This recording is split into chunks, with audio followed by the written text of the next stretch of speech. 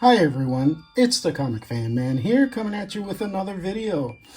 And in today's video, we're going to have a very special unboxing because we're going to be unboxing the G.I. Joe Classifieds Cobra Nemesis Immortal? You all know exactly who I am. Say my name. Nemesis Enforcer! Nemesis Enforcer. A Nemesis Enforcer! You're goddamn right. Nah, I'm not calling him Nemesis Immortal. This is Nemesis Enforcer. Here he is, my vintage Nemesis Enforcer from the 1987 movie of G.I. Joe. And this is an amazing figure. Let's take a quick look at the side here. There he is. Apparently he's figure number 140 in the Classified series. Take a look at all of that. Take a look at the artwork on the back. This is amazing. I'm guessing that's his new face style. Looking really stunning. And this looks like this is the Cobra Commander Judgment Clam that he was put into.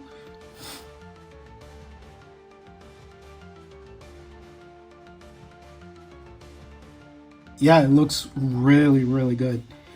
Let's take a look at this side. Look at this piece of art right here. This is what I love. I love this box art styles that they do. I'm a big Masterverse collector. I don't normally buy G.I. Joe, but as soon as I saw this figure, I was blown away by the design and the ideas that they had behind this look of him. And yeah, he's definitely much bigger than the regular G.I. Joe Classified. Like I have a couple of figures, but nothing major. It's just a couple of the figures that I really liked. So I might start going over them as well, but I don't really collect G.I. Joe, so I don't want to set anybody's expectation that I'm going to be like a G.I. Joe collector. I will say that this was a real pain in the neck for me to get, because I did order it, and then I saw like all of the reviews started coming out last weekend, so I couldn't believe that everybody was getting it in hand. And you know, my thing said shipped, so I expected to get it after I saw that everybody got it, but it just stayed in the same spot. It would not move. And apparently Hasbro switched over to DHL, and I gotta tell you, that was not a smart move because DHL is not a very good shipping company. I never had any good things come of dealing with that company. Like, this was like sitting there and it never moved. From what I could see on my tracking, it was just there and there and there, and it finally came today, when I least expected it.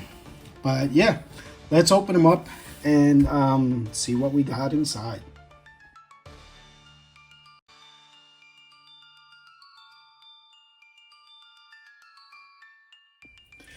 All right, so here he is out of the box with all of his accessories.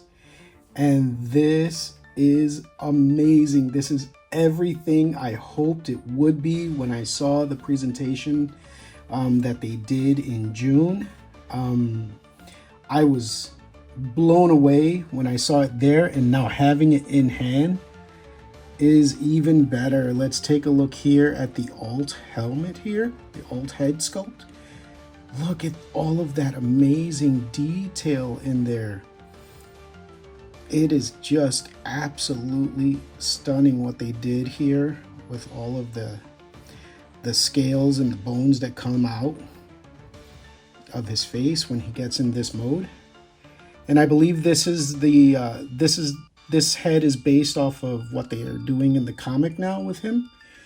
So that's really cool. Although I am a classic Nemesis Enforcer fan, so more than likely I'm gonna just leave him with this head sculpt.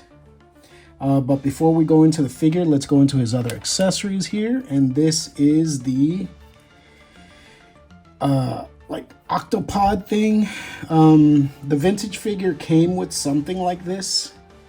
But obviously they did a lot of finishing on this one now. Look, it's its own little person. It's got a little beak.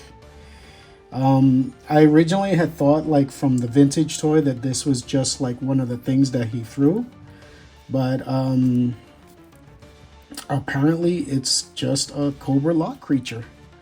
And it's got Bendy-Wire in its arms, so you can like move it around. That's really cool. Make him, like, you know, walk around. You can lift up a leg, make it, you know, really kind of dynamic in its posing. Look at that. That's really, really cool. That's such a nice little creepy crawly. And it's got a peg for his back, so you can put it on the back. But this, more than likely, I'm never going to put on his back, because I think I'm going to use this as what it was meant to be. It was like, it was an attack thing. Like, he would throw this at the Joes and it would wrap around them. Like, look at all the sculpting on this little piece. Like, it's got little suction cups everywhere. It's got this, I guess, hugging suction part of its body. Looks like a cockroach on the top. Really kind of nasty. But it's got a little owl beak. Very cool. I love this little piece. So I'm gonna probably just leave him as his own thing, or as the weapon that he would use to capture Joes. Now let's take a look at his hands. His replacement hands here. They're just two balled up fists, and it's really nice. It's very Crustacean like you know, like the armor like on a lobster or a crab or a bug, you know, the exoskeleton. Very cool. And he's got little knuckles here that kind of got this little black wash to them, just to differentiate them a little bit more. Really, really nice. Great detail on this one. And then we have he comes with these two swords, and you know, there's a lot of confusion as to how these swords are supposed to sit, but anybody who had seen how they did it in the Hasbro video, they show you exactly how to put these on, so it doesn't wiggle. Like, I've seen a lot of videos where people are complaining the swords are wiggling, that it doesn't hold. They do hold. They just they're not putting them on correctly. And just look at that. That looks really cool. Like, it looks like it's a bone that's been just sliced open so that you can see the marrow.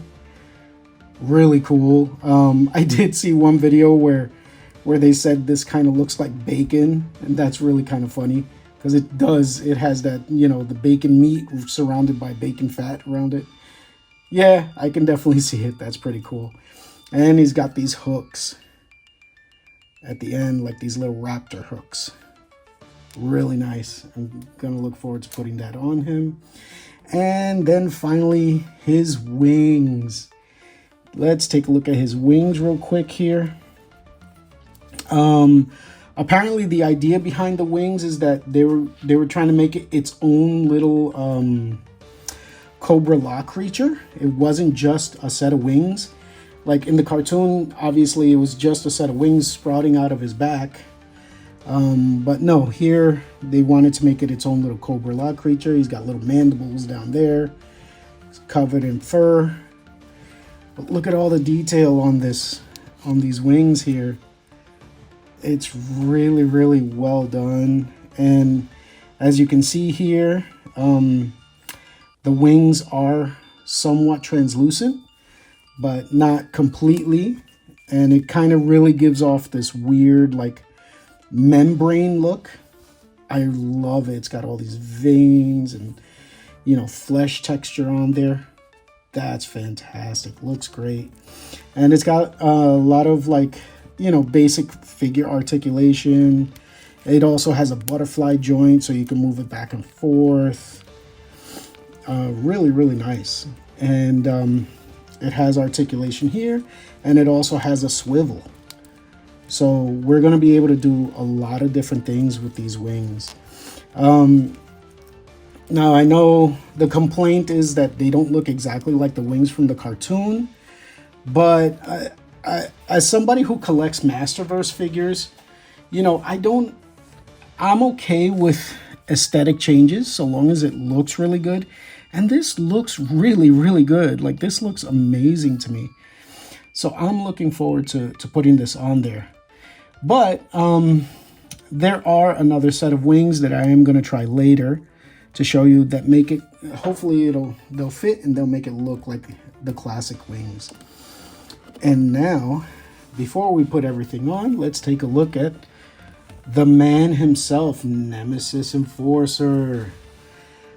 Let's look at this head sculpt right here. Look at all of that amazing detail. His eyes are stunning. Look at that. That's just like that beautiful, beautiful snake look in his eyes. Stunning. And that's exactly the mask, the way it was in the cartoon. I loved all that hex texture that they put on it. That's amazing. And all of this looks fantastic as well. This is a really, really good callback to the vintage figure.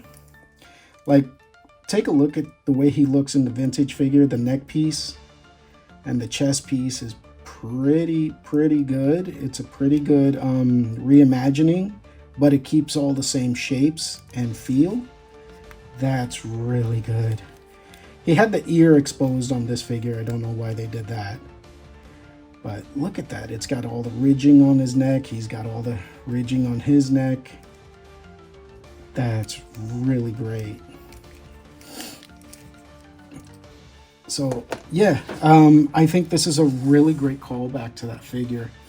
And to the character himself, I mean, it's just really good. Look at the arms here. That's fantastic. It looks like he said he wanted to make it look like crab parts, and it really does. It looks really, really good. He's got butterfly joints up here, which is great for his arms. Moving on down, he's got this really tight six-pack on there. He's super, super thick. Definitely a different size from the other G.I. Joe classified figures. Take a look at that. All of that amazing detail, all of the armor carving and painting, all of that done beautifully, beautifully. All the way into his arms. He's got the blades here. And, you know, unfortunately, I really wish they would have done, if they would have found a way to extend these out of his gloves like he does in the movie. That would have been fantastic.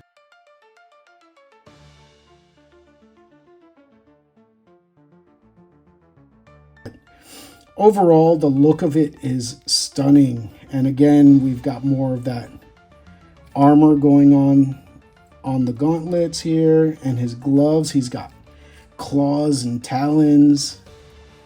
Love it. Moving on down, his thighs here. These pieces here, these sheaths are for his swords, and it did have a similar design on the vintage figure, but this here did not have any use, obviously, on the vintage figure. But they figured for this one, they'll make it the sheaths for the swords, which is kind of nice. But the only thing is that these sheaths don't fit the rest of his aesthetic. Like the rest of this, like natural bug lobster type look, Like these don't have that. Like I would have done maybe something just to make, because this looks really kind of modern to me. So and that was something very not Cobra-La. Cobra-La was everything was kind of natural, and they were in harmony with all these bugs and snake type stuff. But look at the armor on the legs. He's got these thigh swivels here, up at the top. Really cool. He does have drop down hips. I don't know why, because I don't ever think they would make a vehicle for a character this big. But who knows? Maybe they got some plan for a Cobra-La bug of some kind. And then he's got the kneecaps. He's got double jointed knees here. Really nice. They work really well. All of his joints are very, very tight. But I did give him a warm water bath before I started moving stuff around, and it worked out really nice. He doesn't have a boot cut, but that's okay. He's got the thigh swivel there, and he's got ankle rocker here, so he won't really lose balance so long as you know what you're doing. He does go back. This one goes forward really nicely. This one does go back, but going forward it does get stuck. But it does have the rotation, so it's okay. I'm sure I can make it work just fine. And there he is. I mean, he looks fantastic. All of this crustacean bug look to him is really, really good. And like I said, right now he stands pretty well. We'll see what he stands like once I put the wings on him. And we'll do that next. Let's put on his accessories.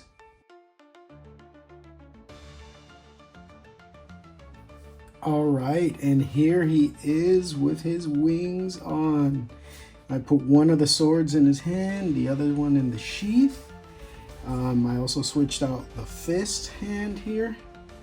And look at this, the wings are, this isn't even fully extended and it's already reaching from end to end on my camera.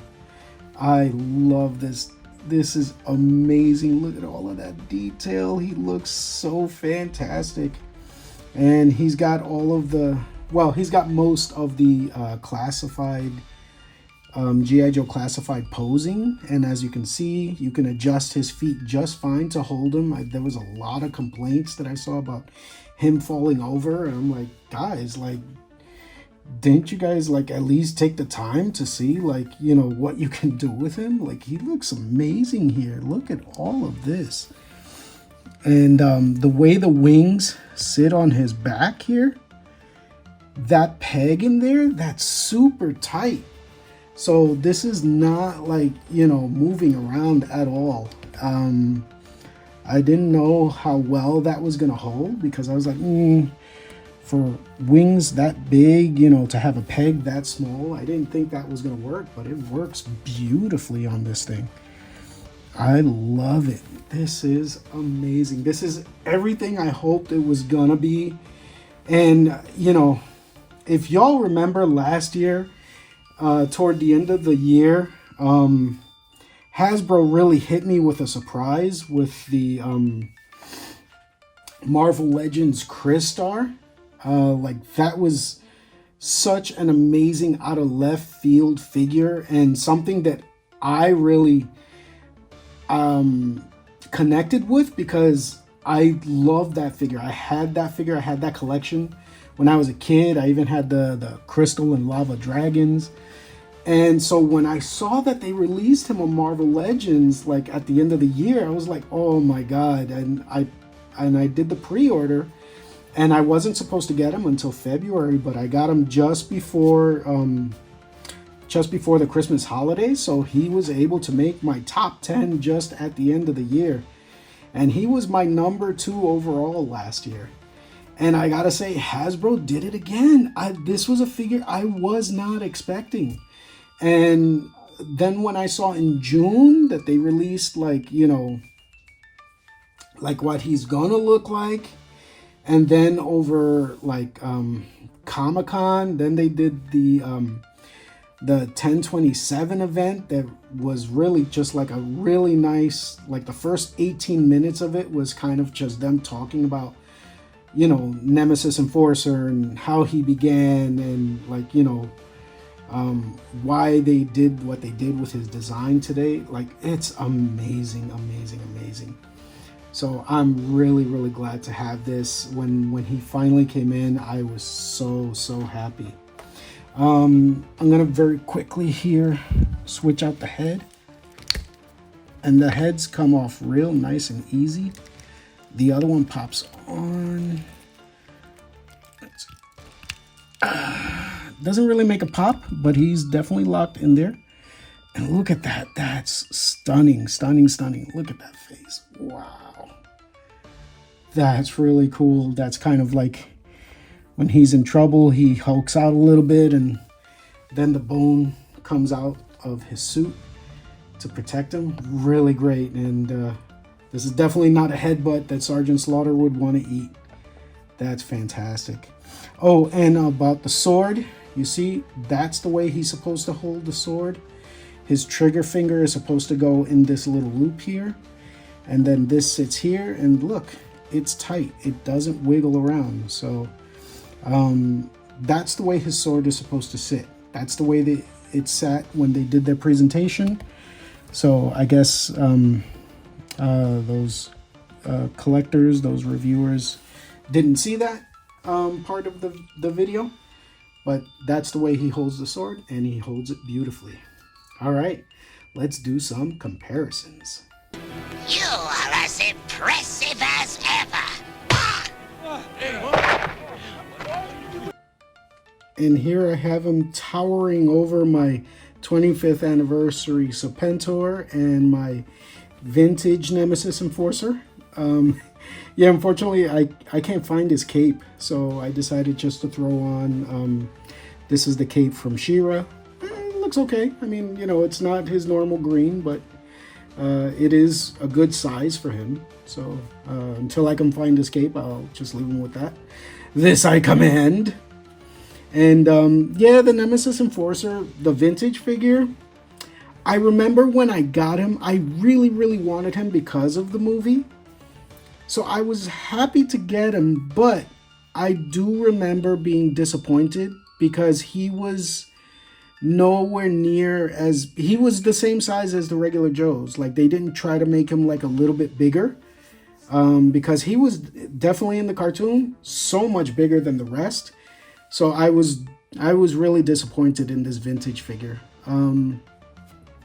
But as you can see, you know, they picked up on some of the design aspects here, and they reworked it to make a really, really amazing figure here. Really, really love that.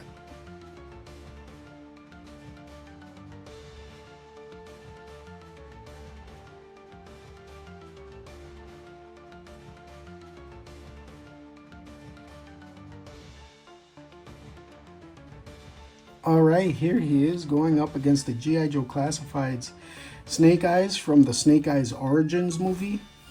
And yeah, as you can see, he towers over him. This Snake Eyes is about the basic size of the regular G.I. Joes. And yes, you can definitely see there is a massive, massive difference between the two. And oh, look at that. I didn't even, the way the gold is coming through his wing there. Look at that. Just to show you a little bit more about how transparent it is. But yeah, he as you can see, he's a goon. He's definitely a goon. He is much larger than the regular Joes. And I love it. I love it. I love it. Because he was also much larger than the rest of the Joes in the cartoon.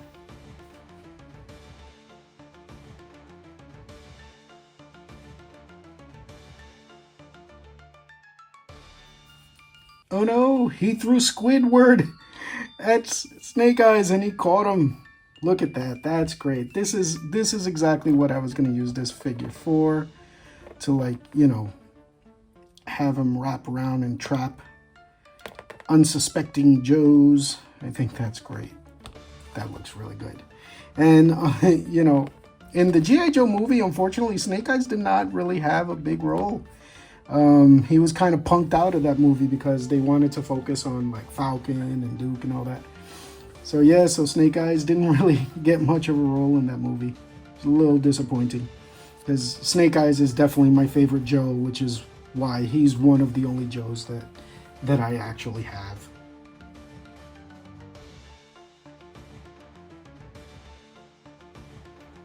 All right, and just to show off a little bit of the articulation of the wings, here I have him in a very Beauty and the Beast pose, using his wings to protect Zartan, the sister of Zartan from the Dreadnoughts. And Zartan is the other Joe figure that I have from Classifieds. I've always had a soft spot for Zartan. I always thought like her punk style was very cool. And yeah, as soon as I saw the figure, I was like, oh, you know, she looks really good. Her hair is interchangeable, but I do like this one better than the other one. The other one is more of her classic style hair, but this one, I really, really enjoy this one. And yeah, as you can see, he clearly towers over her, and the articulation on the wings is really, really nice. Like like you can move them around, and like you can grab somebody with them. Like I said, I'm using them here to, like, you know, protect her from any gunfire, because he does use his wings in the cartoon to break Serpentor out of his prison, and he also uses it to protect him from gunfire. So that's kind of cool that you can do that with these wings.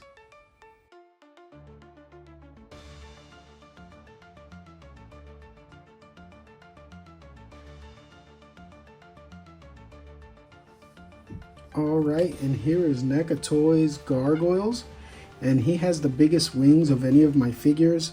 And as you can see, Nemesis Enforcer's figures wings are very, very close. They're a little smaller, obviously, at the tips because the gargoyle wings flare out, but almost the same size as the NECA Gargoyles figure wings.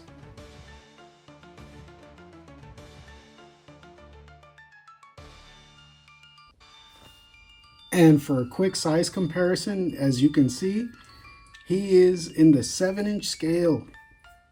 So he sizes up really well with the McFarlane Toys figures and Masterverse, which is exactly what I wanted since I am a Masterverse collector. Again, I'm not much for the G.I. Joe Classifieds.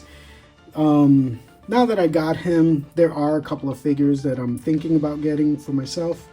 And as you can see, as you saw earlier, I already have two from the Classifieds that I bought. But yeah, he fits in the 7-inch scale. That's fantastic. That's what I was hoping for when I saw him. I was hoping that he was going to fit within the 7-inch line, and he does, and it's amazing. All right, here I brought out Buzz Off as well, so I can have like a little denizens of Cobra-La, citizens of Cobra-La coming out to fight the Joes.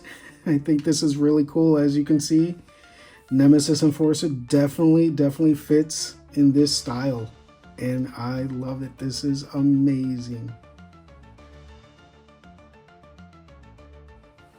And here we have him side by side with Hasbro's 40th anniversary Dungeons & Dragons Venger. And as you can see, Venger is in the 8-inch scale, so he is taller. But the real reason I brought out Venger was because of his wings. Now, if you want to make Nemesis Enforcer, if you want to make his wings look more like the vintage wings, you can take off his wings. Now, he has a peg on these wings, but this peg is very, very thick. So this is not going to work on his back. But if you could find a way to make this stick on the back, which I am going to try. I'm going to try with like Velcro or something. I will figure this out. But yeah, as you can see, this will make him look more like the vintage Nemesis Enforcer, and the wings are the perfect size for him. But yeah, as you can see, doesn't peg into the back, but if we can find a way to get this to attach, definitely makes it look like the perfect set of cartoon vintage wings for him. I think that looks great. All right, and here he is with my number 2 figure of the year from last year, the Marvel Legends Crystar. And again, this figure was just such a surprise out of left field. And as soon as Marvel Legends, as soon as Hasbro put it out, I pre-ordered it, and it came in early, and he made my top 10 list at the very end of the year. And, you know, I'm pretty certain that Nemesis Enforcer is going to be in my top 10 this year. And again, he fits the same billing. He was a surprise figure. He came out of nowhere, and he's stunning looking, and he's a great callback to a very vintage style figure. So yeah, you can definitely expect him to be in my top 10 for this year.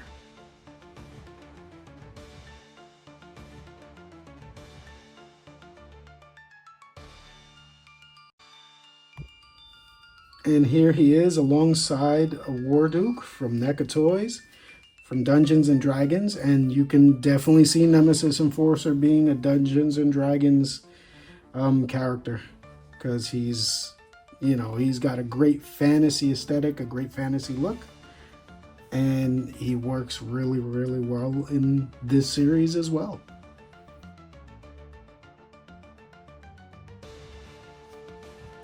And here we have Princess Tigra trying to soothe the Savage Beast in Nemesis Enforcer.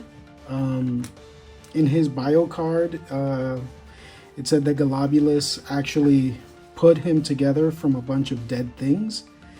And it looks like Princess Tigra is trying to reach out to his humanity, whatever it may be. See if it's still there. It looks like it's working, because he's reaching out for her hand.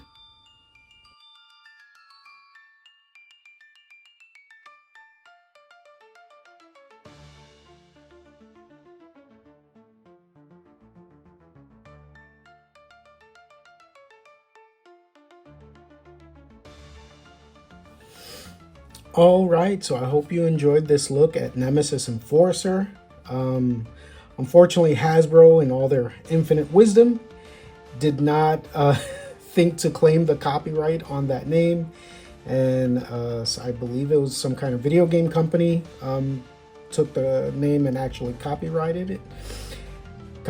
So unfortunately, Hasbro had to change his name.